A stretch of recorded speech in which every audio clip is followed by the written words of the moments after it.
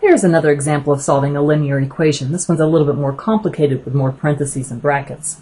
But again, that first step is to try and clear these parentheses and brackets. We'll work from the inside out. Notice the subtraction sign in front of parentheses. We're going to use the distributive property and multiply this negative to both the 2x and the negative 4. So we'll have 5 times the quantity, 2 plus, and now this is where that negative sign is going to get multiplied through to everything that follows inside the parentheses. We'll have a negative 2x, but then we'll have a positive 4. And we're still going to end those parentheses is equal to 2 times the quantity, 5 minus 3x. Now if we're looking inside the brackets on the left-hand side of the equation, we see that there are like terms that we can combine, the 4 and the 2. So we'll have 5 times the quantity. The negative 2x won't change, but when we add like terms, we'll end a positive 6,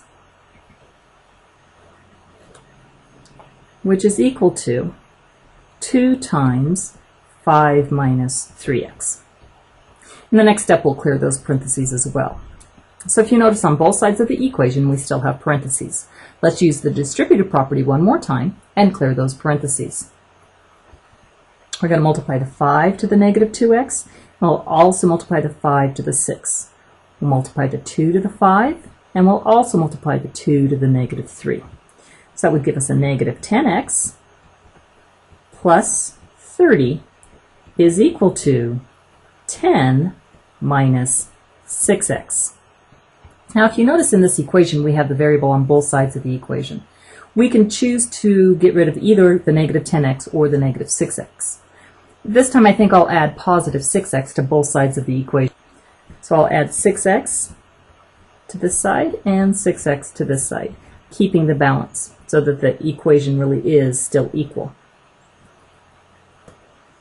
So we'll have negative 4x plus 30 is equal to 10.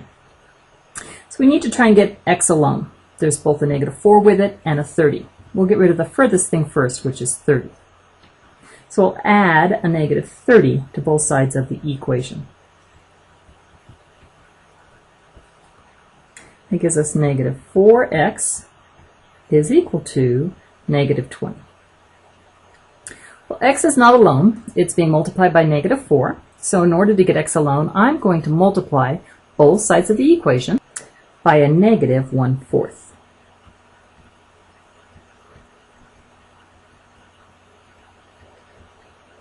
So clean up the parentheses, clear this out, and simplify. We have a positive x is equal to a positive 5. Now, anytime that you want to check your answer, you can always put it back into the original problem. This is a very good idea when you're taking a test to make sure that the answers you're giving me are correct. There's another example if you'd like to go to the next video.